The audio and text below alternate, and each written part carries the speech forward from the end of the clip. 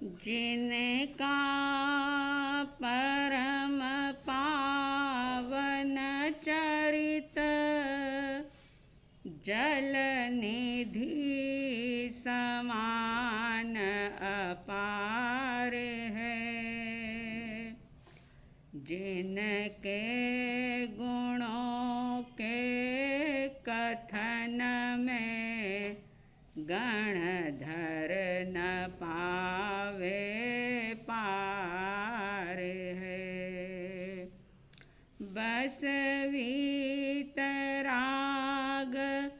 विज्ञान ही जिनके कथन का सार है।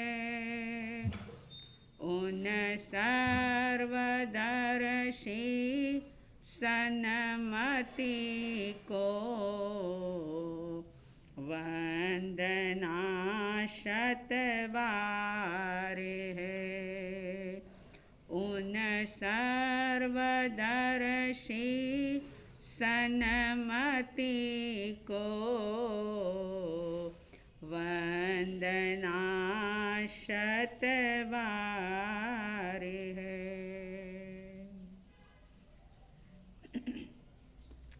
श्रद्धालु जिज्ञासु श्रोताओं, आत्मसिद्धि शास्त्र के माध्यम से आप और हम मोक्ष मार्ग को समझ करके स्व का बोध करते हुए मुक्त होने का पुरुषार्थ कर रहे हैं। परम सौभाग्य की बात है कि ऐसे अनुकूल अवसर, ऐसे अनुकूल निमित्त और ऐसा अनुकूल वातावरण आपको हमको सहज रूप में ही प्राप्त हुआ है, उपलब्ध हुआ है। जिस आत्म साधना के अनुकूल वातावरण के लिए अनादि काल से बहुत बार तरसे हैं, बहुत बार ऐसा हुआ है कि साधना करने का मन भी बना, लेकिन अनुकूल वातावरण नहीं मिला, अनुकूल निमित्त नहीं मिले। बहुत पुण्य का उपार्जन किया और पिछले कई जन्मों में अज्ञान तप करते हुए,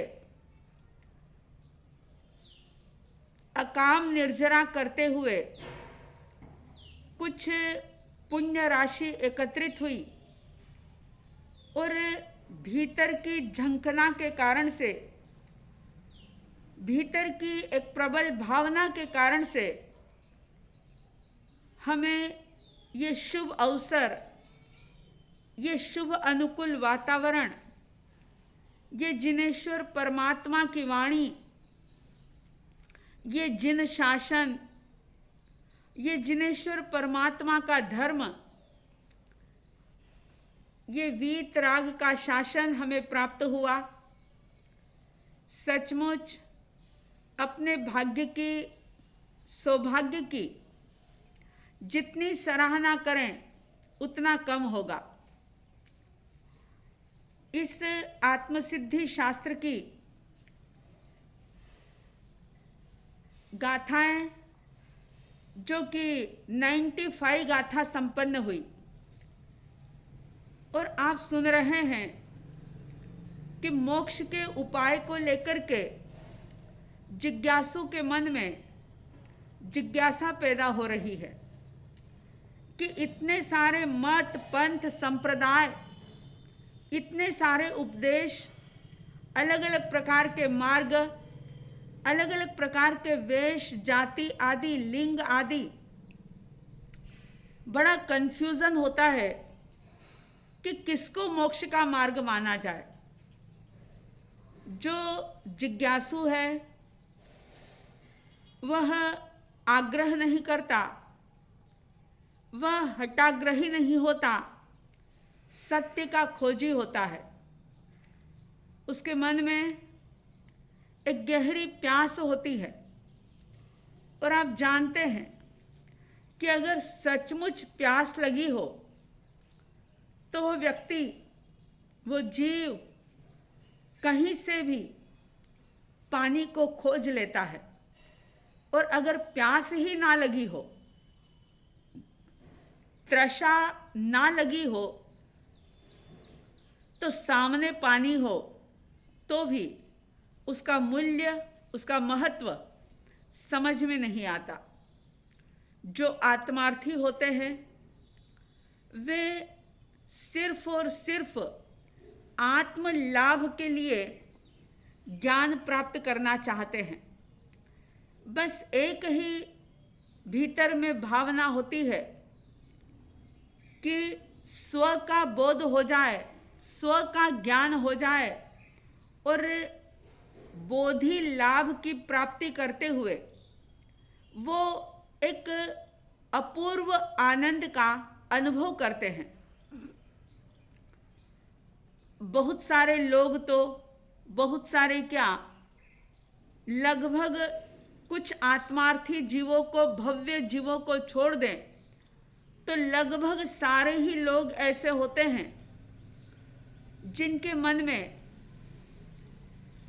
पैसा बढ़ाने की भावना होती है कि मेरा धन वैभव कैसे बढ़े, मेरा मकान छोटा है तो बड़ा कैसे हो जाए, मेरे पास 2 गाड़ी है तो 4 गाड़ी कैसे हो जाए, मेरा पद कैसे बढ़ जाए, मेरी प्रतिष्ठा कैसे बढ़ जाए।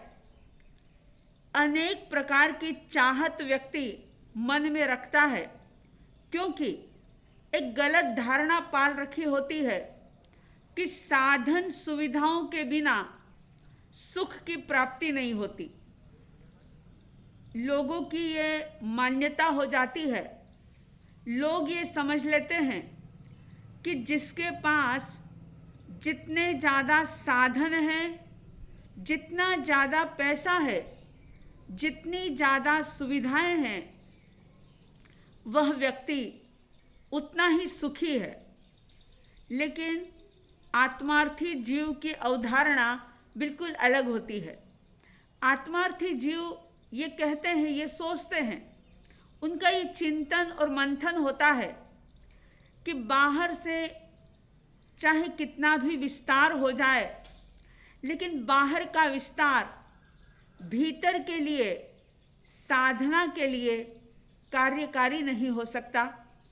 बाहर का विस्तार अनेक जन्मों में किया, लेकिन अंत में कुछ भी हाथ नहीं आया। ये सारे संयोग जो अंततः छूटते हैं, निश्चित रूप से इसे छोड़ना ही पड़ता है। ये शाश्वत साथ में नहीं रह पाते और एक जीवन में भी ये बदलते रहते हैं। एक जैसे संयोग कभी भी प्राप्त नहीं होते, टिकते नहीं। हमेशा परिवर्तन उन सब के अंदर होता रहता है। लेकिन संसारी जीव, या यूं कह दूं मतार्थी जीव, वो ये समझते हैं कि बाहर के विस्तार के बिना कुछ भी नहीं होगा। जीवन की सफलता, जीवन की सार्थकता बाहर के विस्तार करने में वो मान लेते हैं। लेकिन ज्ञानी कहते हैं कि बाहर का विस्तार चाहे जितना कर लो, जब तक भीतर को नहीं जाना, अपने आप की पहचान नहीं की, स्व का बोध नहीं हुआ, स्वबोध के लाभ के बिना, बोधि लाभ के बिना दुनिया के सारे लाभ बेमानी है, बेकार है, अधूरे हैं। इसलिए पहले तो ये निश्चित कर लो कि बोधि लाभ करने में ही, मोक्ष के उपाय को जानने में ही, और न सिर्फ मोक्ष का उपाय, लेकिन उसके पहले की जो 5 बातें हैं, आत्मा के प्रति श्रद्धा, आत्मा के अस्तित्व के प्रति श्रद्धा, आत्मा की नित्यता के प्रति आस्था, आत्मा करता है, आत्मा भोगता है, मोक्ष है, इन सब बातों के ऊपर दृढ़ आस्था हो, दृढ़ विश्वास हो, दृढ़ श्रद्धा हो, तो ऐसा जीव निश्चित रूप से मोक्ष के उपाय की खोज करता है। और जब प्यास होती है तो उसे ऐसे सुखद संयोग, ऐसे सुखद वातावरण प्राप्त होते हैं और वह उस सुखद वातावरण से, सुखद संयोगों से, सद्गुरु के सानिध्य से और जिन वाणी जो शास्त्रों के अंदर आज हमारे सामने विद्यमान है, उन सब से बोध को प्राप्त करके, यानी बोधि लाभ को प्राप्त करके, अपने अनादि काल के जो जन्म मरण के चक्र चल रहे हैं, जो एक अनादि काल की यात्रा चल रही है, उस पर वो विराम लगा देता है, उसको रोक देता है, जन्म मरण की व्याधि से मुक्त होने का पुरुषार्थ कर लेता है और मोक्ष के उपाय को जान करके, समझ करके भव्य आत्मा मुक्त हो जाता है। जिन वाणी का सहारा लेकर के अनेक आत्माएं सिद्ध बुद्ध और मुक्त हो गई है। वर्तमान काल में भी अनेक भव्य जीवात्माएं अपने कर्म मेल को धोकर के मुक्त होने की दिशा में आगे बढ़ रही है और भविष्य में भी ऐसी अनेकों आत्माएं होगी जिनको चाहे साक्षात तीर्थंकरों का, केवली भगवंतों का, गणधरों का, अवधि ज्ञानी या मन परयो ज्ञानी मुनिराजों का सानिध्य प्राप्त नहीं भी होगा, लेकिन जिन वाणी के द्वारा, परमात्मा के द्वारा बताए गए उपदेश के माध्यम से अनेकों आत्माएं अपने लक्ष्य को प्राप्त कर लेगी। तो आइए आप और हम भी अपने लक्ष्य को प्राप्त करने के लिए इस जिन वाणी के सार रूप अध्यात्म की गहराई से भरा हुआ ऐसा आत्मसिद्धि शास्त्र, जिसमें 96वीं गाथा के अंदर शिष्य ये जिज्ञासा रख रहा है, पांचे उत्तर थी थयु समाधान सर्वांग, समझु मोक्ष उपाय तो उदय उदय सद्भाग्य।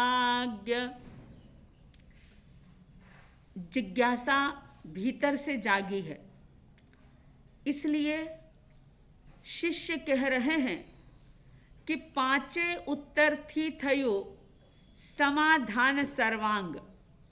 जो 5 प्रकार की मन में शंकाएं थी, आपको पता है, सबसे पहले तो आत्मा के अस्तित्व को लेकर के शंका थी।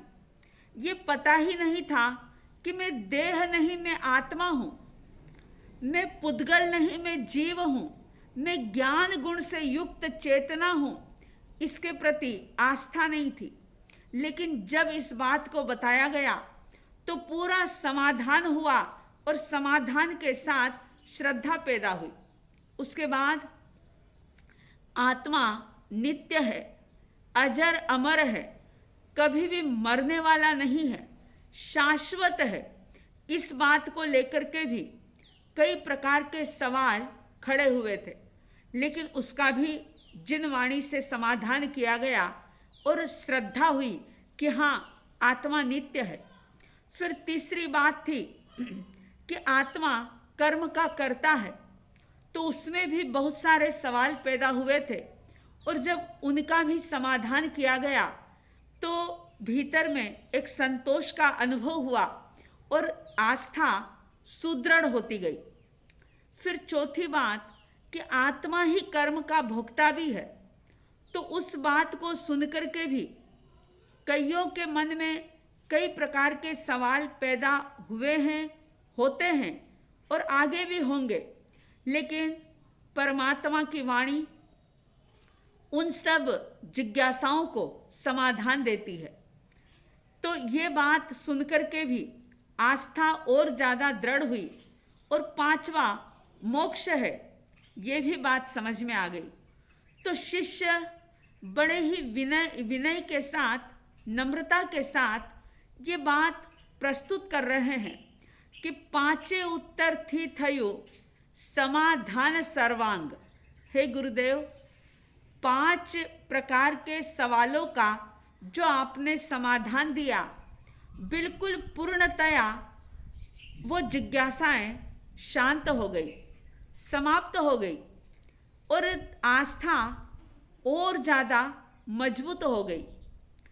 अब आगे कह रहे हैं कि अगर आपकी कृपा से समझू मोक्ष उपाय, तो अगर आपकी कृपा से मैं मोक्ष का उपाय भी जान लूं, समझ लूं, उसका उपाय क्या है, यानी मुक्त होने का मार्ग कौन सा है, मोक्ष में जाने के उपाय कौन से हैं, कैसे मुक्त हुआ जाता है, अगर ये बात भी मुझे समझ में आ जाए तो क्या कह रहे हैं कि समझो मोक्ष उपाय तो उदय उदय सद्भाग्य।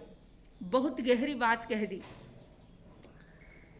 कह रहे हैं कि अगर आपकी कृपा से मुझे मोक्ष का उपाय भी समझ में आ जाए तो मैं अपने आप के सौभाग्य का उदय मानूंगा।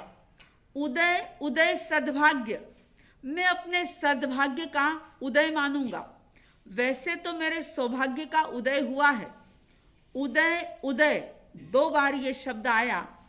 एक उदय इसलिए ये शब्द उपयोग में लाया गया कि 5 उत्तर से मुझे जो एक संतोष की अनुभूति हुई, मेरी सोच बदली, मेरा चिंतन बदला, मेरे चिंतन में गहराई आई और विशेष रूप से इन सब बातों पर मेरे भीतर में आस्था और ज़्यादा गहरी हुई। ये मेरा परम सौभाग्य है, ये सौभाग्य का उदय है। एक उदय शब्द इस अर्थ में, और दूसरा उदय शब्द ये कह रहा है कि अब अगर 5वां यानी कि ये जो मोक्ष का उपाय जो है, ये भी अगर मुझे समझ में आ जाए तो सचमुच ये तो मेरे सद्भाग्य का उदय हो जाएगा, यानी फिर कुछ भी प्राप्त करना बाकी नहीं बचेगा। बहुत गहरी बात है। सोचो आप लोग किसको सौभाग्य मानते हो? अगर बेटा बड़ा हो गया या बेटी बड़ी हो गई, शादी जब तक नहीं हुई तब तक आप सोचते हैं कि अरे बस बेटे या बेटी की शादी हो जाए, बस सौभाग्य का सूर्य उदित हो जाएगा।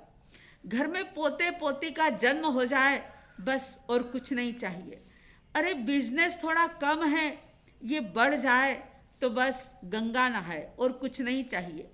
बैंक बैलेंस कम है, थोड़ा बढ़ जाए तो मजा आ जाए।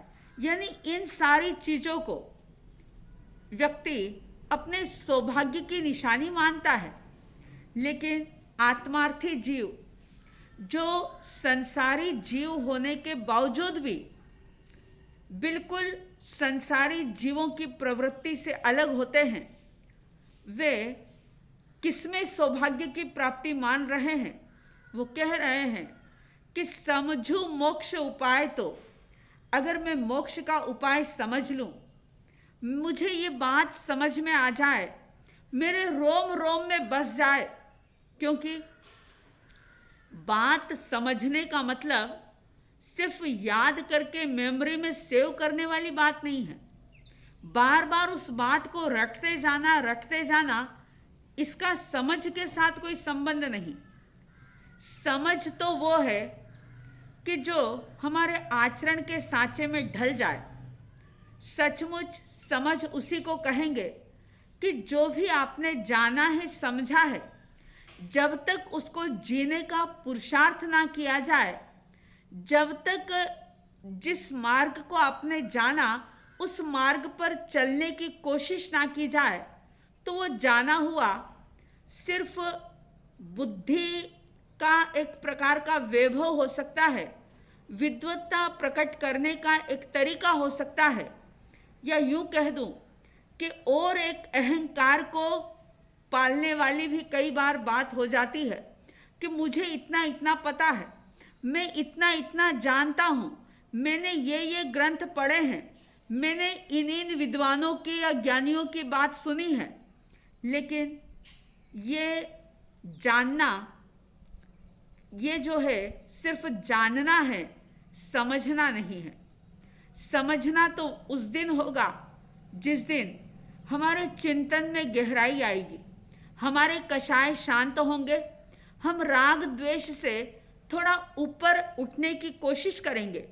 अगर पूर्व जन्म के कर्म के उदय के कारण से कषाय राग द्वेष पैदा हो रहे हैं तो वो उदय में आने के बाद उसे हम बहुत लंबा नहीं करेंगे, तुरंत समझ में आएगी ये बात कि नहीं, ये रास्ता गलत है। यानी प्रैक्टिकल लाइफ में जब हम इन चीज़ों को लाएंगे तो ही समझना कि वो चीज़ हमें समझ में आई है। दूसरों को समझाना तो आसान है, लेकिन खुद के समझ में आई या नहीं आई ये तो तभी समझ में आएगा कि इस ज्ञान को सुन करके, समझ करके हमारे भीतर की वृत्तियों में कितना परिवर्तन हुआ है। तो शिष्य बड़े ही अहोभाव पूर्वक, विनय पूर्वक गुरु से निवेदन कर रहे हैं कि समझो मोक्ष उपाय तो उदय उदय सद्भाग्य। बड़ी कृपा होगी, बड़ी मेहरबानी होगी कि मैं मोक्ष का उपाय मुझे आपके द्वारा पता चल जाए, समझ में आ जाए। आपके हमारे भीतर में मोक्ष उपाय को जानने की तीव्र जिज्ञासा जागे और उस मोक्ष के उपाय को जान करके आप और हम उस मार्ग पर, यानी उस उपाय को आजमाने की कोशिश कर सकें, उस मार्ग पर चलने का पुरुषार्थ कर सकें। ऐसी साध्वी द्वय की तरफ से हार्दिक हार्दिक शुभ मंगल भावनाओं के साथ जय प्रभु महावीर, जय गुरु आनंद।